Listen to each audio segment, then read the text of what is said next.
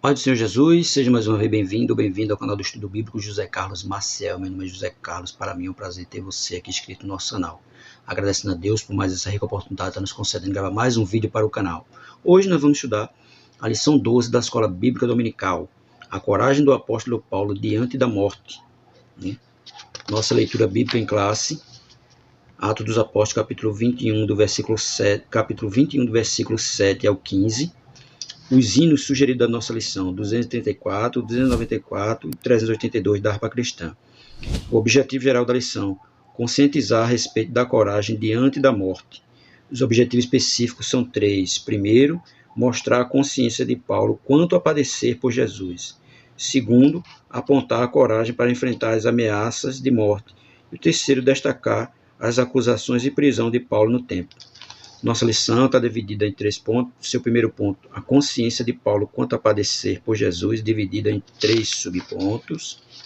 Segundo ponto, a coragem para enfrentar as ameaças de morte, dividida em 3 subpontos. E o terceiro ponto, as acusações e a prisão de Paulo no templo, dividida em 3 subpontos. E a conclusão da nossa lição. Agradecendo mais uma vez a você que tem curtido, comentado, né? Continue fazendo isso. Se possível, indique o canal para mais alguém. Amém. A coragem do apóstolo Paulo diante da morte, lição 12 da Escola Bíblica Dominical. Leitura bíblica em classe, Atos dos Apóstolos, capítulo 21, do versículo 7 ao 15, que diz assim: E nós, concluindo a navegação de Tiro, viemos a Pitalomaída, e havendo saudado os irmãos, ficamos com eles um dia. No dia seguinte, partindo dali, Paulo e nós, que com eles estávamos, chegamos a Cesareia, e entrando em casa de Filipe, o evangelista, que é um dos 7, ficamos com ele. Tinha este 4 filhas donzelas que profetizavam. E demorando-nos ali por muitos dias, chegou a Judéia um profeta por nome de Ácabo. E vindo ter conosco, tomou a cinta de Paulo e ligando-se os seus próprios pés e mãos, disse: Isto diz o Espírito Santo. Assim ligarão os judeus em Jerusalém o varão de quem é esta cinta, e o entregarão nas mãos dos gentios. E ouvindo nós isto, rogamos-lhes tanto nós como os que eram daquele lugar que não subisse a Jerusalém. Mas Paulo respondeu: Que fazeis vós, chorando e magoando meu coração? Porque eu estou pronto, não só para ser ligado, mas ainda a morrer em Jerusalém pelo nome do Senhor Jesus. E como não podíamos convencê-lo, nos aquietamos, dizendo: Faças a vontade do Senhor. Depois daqueles dias, havendo feitos os nossos preparativos, subimos a Jerusalém. Veja que ele foi avisado, ele já vinha sendo avisado há muito tempo que ia padecer pelo nome de Jesus, né? A partir do momento que ele aceitou a Cristo, Jesus já deixou bem claro para ele que ia mostrar a ele o quanto ele ia padecer pelo nome de Cristo. O texto áureo vai dizer: E assim nós que vivemos, estamos sempre entregues à morte por amor de Jesus, para que a vida de Jesus se manifeste também em nossa carne mortal. E assim nós que vivemos, estamos sempre entregues à morte por amor de Jesus, para que a vida de Jesus se manifeste também em nossa carne mortal. 2 Coríntios capítulo 4, verso 11. A verdade prática vai dizer: o Espírito Santo nos prepara para sofrer por Jesus Cristo e suportar as angústias e aflições na obra de Deus. Suportar as aflições e angústias na obra de Deus. Tá vendo? É isso aí que o crente passa: aflições e angústias. Né? Mas o Espírito Santo já prepara, mostrando a ele que ele vai sofrer por amor de Jesus. A tradução da nossa lição vai dizer assim: Nosso Senhor deseja que tenhamos consciência a respeito do nosso chamado no reino de Deus. Muitas vezes esse chamado requer padecimento, requer sofrimento, como aconteceu com Paulo. Se estamos na direção do Espírito, isso deve nos dar coragem para fazer a sua vontade, mesmo que essa atitude coloque em risco a nossa vida. É sobre essa coragem para fazer a vontade de Deus que estudaremos nessa lição, porque muitos não têm essa coragem para fazer a obra de Deus. Quando ele vê a morte iminente, ele sai logo do caminho, com medo de morrer. Mas Paulo não, porque Paulo já vinha sendo avisado há muito tempo. Desde o momento que ele aceitou a Cristo, que ele já foi avisado do quanto Jesus ia mostrar ele, quanto ele ia padecer pelo nome de Cristo. Primeiro ponto, a consciência de Paulo quanto a padecer por Jesus. Primeiro subponto, a insistência de Paulo em ir a Jerusalém.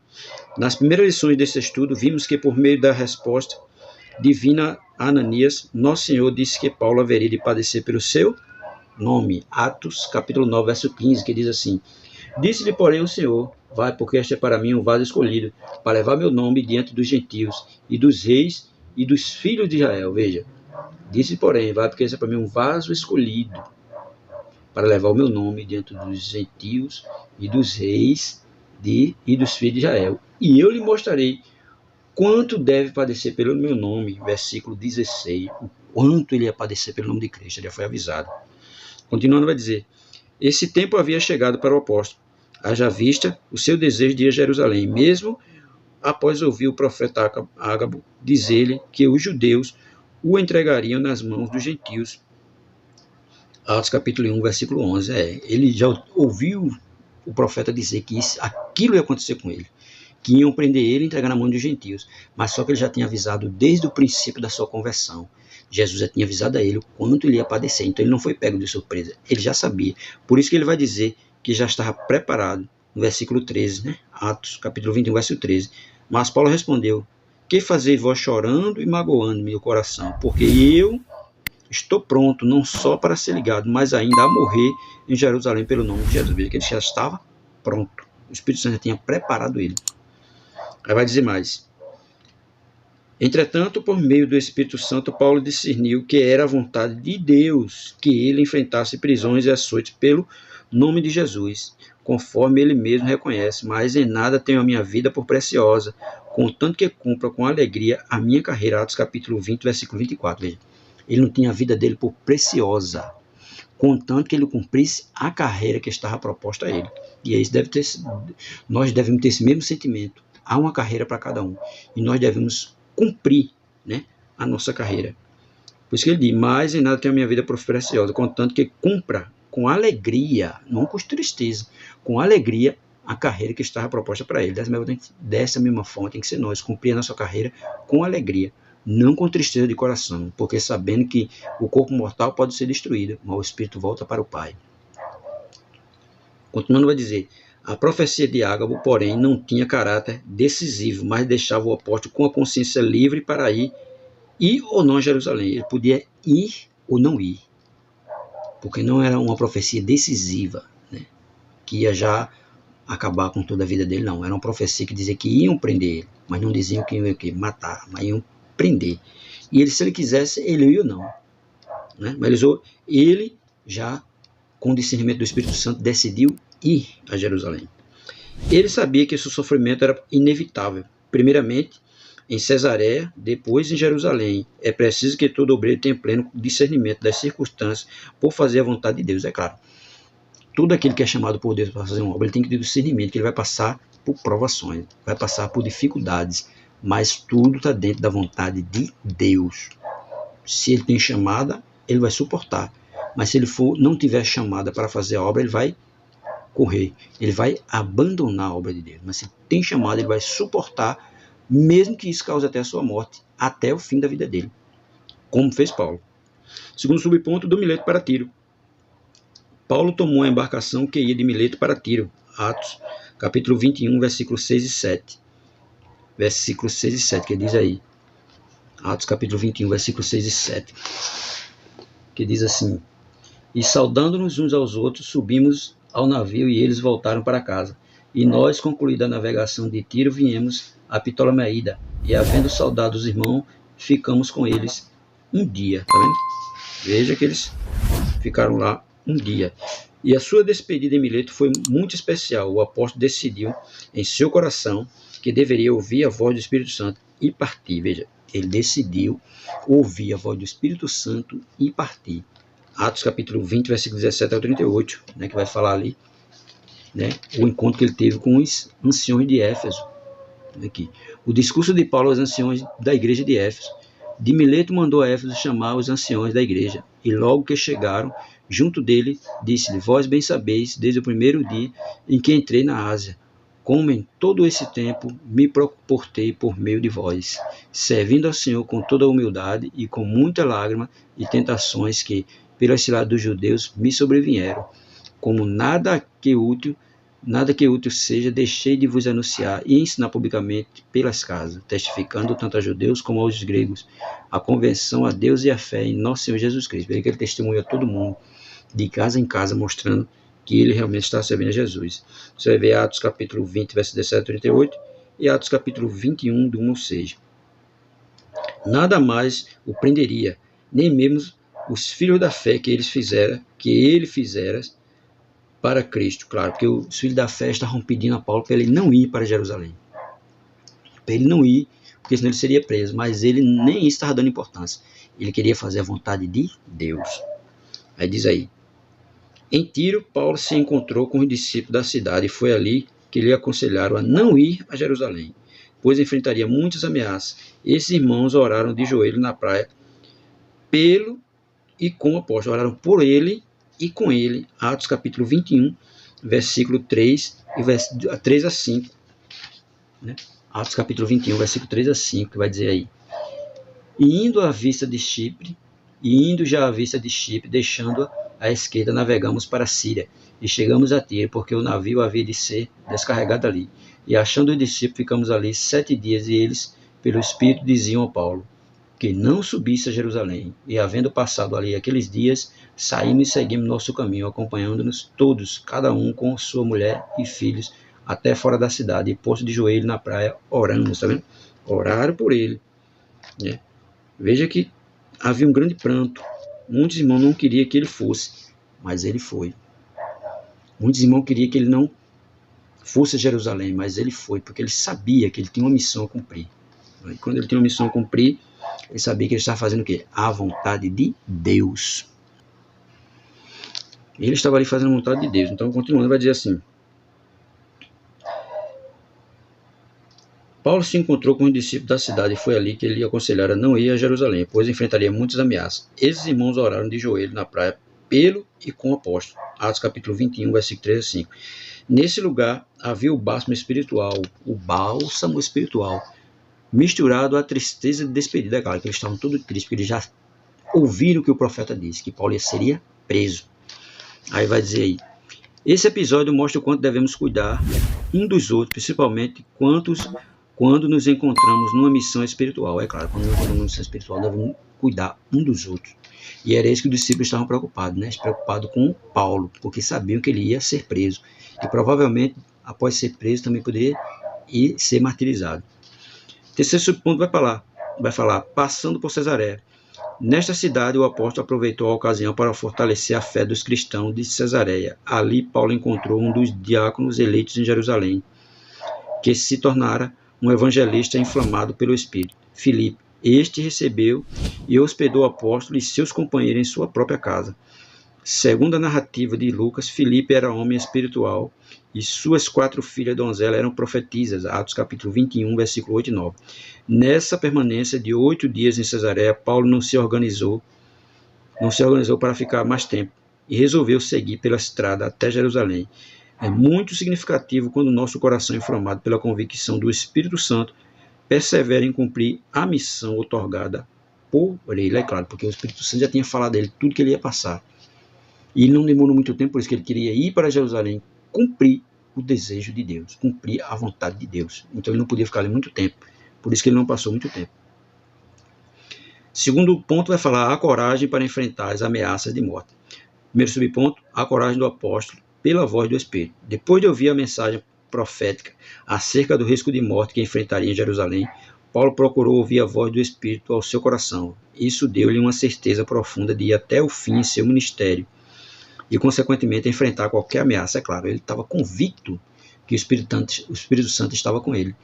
Então ele não podia temer, ele não podia recuar, ele tinha sempre que seguir em frente, porque ele estava seguindo a vontade de Deus. Continuando, vai dizer: note que a coragem do apóstolo Paulo não se baseava em si mesmo, mas no Espírito Santo. Por isso, serenamente o apóstolo exortou os irmãos de Cesareia para que não o impedisse de ir a Jerusalém. Atos capítulo 21, versículo 3. Veja. Ele insistiu com os irmãos que não impedisse a ida dele a Jerusalém, porque ele estava sendo direcionado pelo Espírito Santo de Deus. Ele não estava indo aleatoriamente, ele não estava indo por vontade própria, ele estava indo fazer a vontade de Deus. E no coração dele ele já tinha proposto isso, de fazer aquilo que o Espírito Santo estava direcionando ele a fazer, né? Finalmente, aqueles irmãos entenderam que nada o deteria e disseram: faça-se a vontade do Senhor. Atos capítulo 1, versículo 14. Precisamos aprender a ter a serenidade do Espírito Santo em todas as nossas decisões, é claro. E ele estava sendo direcionado pelo Espírito Santo. Ele não estava ali aleatoriamente fazendo aquilo que ele deu na cabeça dele de fazer, não. Ele estava sendo já orientado pelo Espírito Santo há muito tempo. Desde que ele começou, desde que ele aceitou Jesus, que o Espírito Santo tinha falado a ele, Jesus já tinha falado a ele diretamente que ia mostrar a ele o quanto ele ia padecer pelo nome de Cristo, e foi o que aconteceu. Ele não foi por ir, não, ele foi direcionado pelo Espírito Santo de Deus. Segundo subponto, a chegada em Jerusalém. Paulo foi para Jerusalém acompanhado por alguns discípulos de Cesareia, Atos capítulo 1, versículo 16. Sua recepção em Jerusalém foi feita de muito boa vontade pelos irmãos da igreja, Atos 21, 17. A notícia de sua chegada rapidamente se espalharia pela cidade. A ocasião era festiva, e Jerusalém estava recebendo judeus de todas as partes do Império Romano para a tradicional festa de Pentecostes. Veja, já era chegada a festa de Pentecostes, e muitos judeus estavam na cidade, judeus de todas as partes vieram para a festa, e a notícia da chegada dele no instante se espalhou, né? Porque notícia, você sabe, né? No instante se espalha, e com Paulo não foi diferente. Terceiro subponto, Paulo se depara com seus oponentes judeus. No dia seguinte à chegada em Jerusalém, Paulo encontrou-se com os anciões Tiago, o irmão do Senhor, um dos principais líderes da igreja de Jerusalém, Atos capítulo 21, versículo 18 e Gálatas 2, 9. Ali, todos ouviram do apóstolo o que Deus estava fazendo na vida dos gentios, Atos 21 e 19. Atos 21 e 19 vai dizer assim: e havendo saudado, contou-lhes minuciosamente o que por seu ministério Deus fizera entre os gentios, salvado muitos gentios e batizado com o Espírito Santo. Aí vai dizer: glorificaram a Deus pelas suas maravilhas que ele havia feito por intermédio de seu servo, Atos 21 e 20. Entretanto, os irmãos da igreja de Jerusalém não deixaram de mencionar a Paulo a acusação dos judeus que haviam recebido o evangelho, mas estavam presos ao judaísmo, Atos 21 e 21.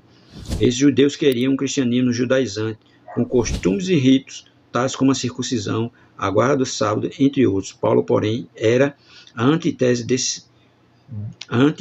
disso tudo, claro, porque Paulo estava contra isso. Aceitou Jesus, não precisava mais fazer circuncisão, não precisava mais guardar o sábado, não precisava viver mais ritos judaizantes, não. Ele agora é uma nova criatura. E viver agora em novidade de vida. Por isso que vai dizer, Paulo era a antítese disso tudo. Ele era contra isso. Os discípulos de Cristo não precisam fazer mais tais rituais, né, da lei, porque agora são nova criatura, estão vivendo em novidade de vida. Terceiro ponto, acusações e a prisão de Paulo no templo. Primeiro, acusações mentirosas contra Paulo. As acusações contra o apóstolo Paulo eram as seguintes: que ensinava que os judeus entre os gentios deviam se apartar da lei de Moisés, eles não deveriam circuncidar os filhos, nem andar segundo a lei de Moisés, Atos capítulo 21, versículo 21. Os judeus oponentes de Paulo torciam suas palavras e incitavam o povo a rejeitá-lo. Não obstante, Tiago e os anciões da igreja fizeram a seguinte sugestão ao apóstolo: leva 4 homens que fizeram voto de Nazireu, pagar as despesas deles, raspar a própria cabeça como demonstração de que praticava a lei. Atos 21, versículo 23 e 24. Ainda que isso de nada servisse para Deus, o apóstolo passou pelo ritual de purificação com os nazireus a fim de entrar no templo. Atos 21, 25 e 26. Ora, todo seguidor de Cristo deve estar pronto contra as falsas acusações dos oponentes da fé, quer os de fora, quer os de dentro. É claro, ele tem que estar preparado, porque acusações sempre vão vir, tanto de fora como os de dentro. E ele tem que estar preparado, e Paulo estava preparado, por isso que ele passou por esse ritual de purificação, né, com os nazireus. E da mesma forma tem nós, tem que saber discernir. E mesmo alguém acusando, ele tem que estar preparado para essas acusações. Segundo subponto, a prisão do apóstolo e o enfrentamento contra seus algozes. A maioria dos judeus da Ásia, que veio para a festa de Pentecostes, ao ver Paulo no templo, começou a alvoroçar todo o povo, lançando mão ao apóstolo, acusando de inimigo de Moisés e profanador do templo. Atos capítulo 21, versículo 27 e 28. Veja, inimigo de Moisés e profanador do templo. Atos 21, capítulo 21, versículo 27 e 28. Aí vai dizer: quando os 7 dias estavam quase a terminar, os judeus da Ásia, vendo no templo, alvoroçaram-se todo o povo e lançaram mão dele, clamando: varões israelitas, acude, este é o homem que por todas as partes ensina contra este lugar, e demais disto introduziu também no templo os gregos e profanou este santo lugar. Veja a acusação contra Paulo, dizendo que ele ensina, né? Que ele vive ensinando errado, né? E profanou o templo. Versículo 27. Quando os 7 dias já estavam a quase terminar, os judeus da Ásia, vendo no templo a alvoração do povo, lançando mão dele, clamando: Vós um israelita, acude. Este é o homem que por todas as partes ensina a todos, contra o povo e contra a lei e contra este lugar. Ensina contra o povo, contra a lei de Moisés e contra o templo. Veja as acusações que estavam sobre ele. Os homens que ouviram esses incitadores agarraram o apóstolo e o arrastaram para fora do templo, fechando suas portas. Atos capítulo 21, versículo 30. Essa gente começou a pedir o linchamento ou apedrejamento de Paulo, e essa notícia chegou ao comandante chamado Cláudio Lísias. Veja, o comandante da guarda ouviu, né, o alvoroço e foi lá. Este investigou o problema, prendeu e algemou o apóstolo, levando-o ao quartel-general, que ficava na Torre Antônia, onde eram colocados seus presos. Atos capítulo 21, versículo 33. Não nos esqueçamos dos milhares de cristãos que têm sua liberdade cerceada por causa de sua fé em Cristo. É claro, tem muitos pelo mundo que estão presos, né? Muitos que não podem proclamar o nome de Cristo, porque se proclamar provavelmente serão mortos. Outros serão apedrejados, outros vivendo em prisões porque não podem falar o nome de Cristo. E com Paulo não foi da mesma forma, né? Como ele estava ali falando de Jesus, proclamando o evangelho, foi preso, algemado, né? E teve a sua liberdade cerceada por causa de sua fé em Cristo Jesus, né? Sua liberdade cercada, presa, né? E muitos têm acontecido aí pelo mundo afora, que nós muitas vezes não sequer sabemos, mas estão presos. Terceiro subponto, Paulo dialoga com Lísias, Atos capítulo 21, versículo 37 a 40. No diálogo com Lísias, Paulo fala em um grego polido, e o comandante então descobriu que o apóstolo não era o sicário egípcio procurado por regiões do império. Esse egípcio levantar uma sedição contra o imperador tempos atrás, Atos capítulo 21, versículo 38. Como Paulo se declarou cidadão romano, Lísias não mais o confundiu com esse sicário e mudou a forma de tratamento com o apóstolo. Atos capítulo 21, versículo 39 e 40. Mesmo ferido pelos açoites, manchado com o próprio sangue, mas estimulado pelo sentimento de martírio pelo seu Senhor, o apóstolo não perdeu a oportunidade de usar sua defesa para proclamar o evangelho. No versículo 40, veja. Mesmo ele do jeito que estava, mas não perdeu tempo de proclamar o evangelho. Versículo 40 vai dizer: E havendo-lhe permitido, Paulo, pondo-se em pé nas escadas, fez sinal com a mão ao povo. E feito grande silêncio, falou-lhes em línguas hebraicas, dizendo, tá vendo? Varões e pais, ouve agora minha defesa perante vós. E quando ouviram falar-lhe em língua hebraica, maior silêncio aguardaram, e disse: Quanto a mim, eu sou varão judeu, nascido em Tarso da Sicília, mas crido nesta cidade, aos pés de Gamaliel, instruído conforme a verdade da lei de nossos pais, zeloso para com Deus, com todos vós, hoje sois. Tá vendo?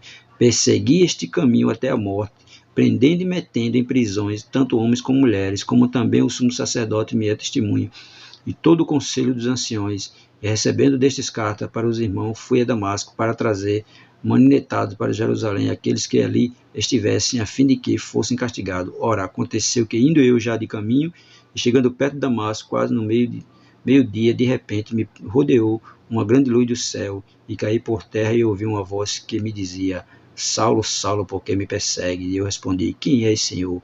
E ele me disse: Eu sou Jesus, o Nazareno, a quem tu persegues. Veja aí, né? Ele ali falou de Jesus. Mesmo ferido, né? Ele falou de Jesus. Eis a razão de o apóstolo padecer pelo nome de Jesus, proclamar o evangelho para as pessoas que o odiassem. Às vezes somos provados por Deus e percebemos que sua vontade é para que o evangelho seja anunciado por meio de nós ao enfermo no hospital, ao preso numa penitenciária, ao viciado numa cracolândia ou em qualquer outra circunstância desconfortável que ele nos colocar. Estejamos atentos para os caminhos que o Espírito Santo quer nos levar. É claro, né? Porque Jesus, ele sabe de tudo, nós não sabemos de nada. E muitas vezes ele é por caminhos que a gente não está entendendo nada. Mas ele sabe de tudo e quer que nós façamos isso. Pregar em hospitais, penitenciária, Cracolândia, né? Invalados, todos os cantos.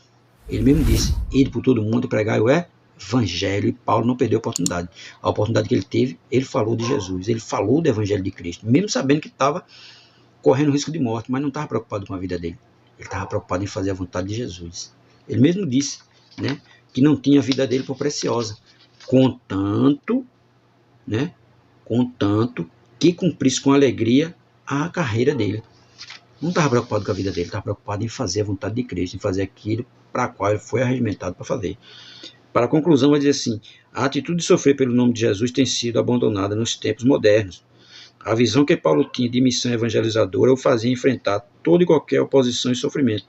O apóstolo podia dizer, porque a nossa leve e momentânea tribulação produz para nós um peso eterno de glória muito excelente. 2 Coríntios, capítulo 4, versículo 17. É isso. Ele não estava preocupado, né, com o sofrimento. Ele não estava preocupado com a dor. Ele não estava preocupado com o abandono. Ele não estava preocupado com a decapitação, com o naufrágio. Nada disso está preocupado. Por isso que ele vai dizer lá em 2 Timóteo, capítulo 4, versículo 6. Combati o bom combate, acabei a carreira e guardei a fé. O combate foi difícil, mas foi bom. O combate foi trabalhoso, mas foi bom. O combate foi doloroso, mas foi bom. Eu levei açoite, passei naufrágio, mas o combate foi bom. Ele combateu o bom combate. Mesmo com toda a dificuldade, mas o combate para ele foi bom, porque ele estava sendo direcionado pelo Espírito Santo de Deus. E por isso, na conclusão, vai dizer: a atitude de sofrer pelo nome de Jesus tem sido abandonada nos tempos modernos. Muita gente tem abandonado Jesus por conta disso, porque não aguenta sofrer, não aguenta passar tortura, privações, abandono, sofrimento. Não, tem gente que não aguenta isso. Aí abandona logo o evangelho.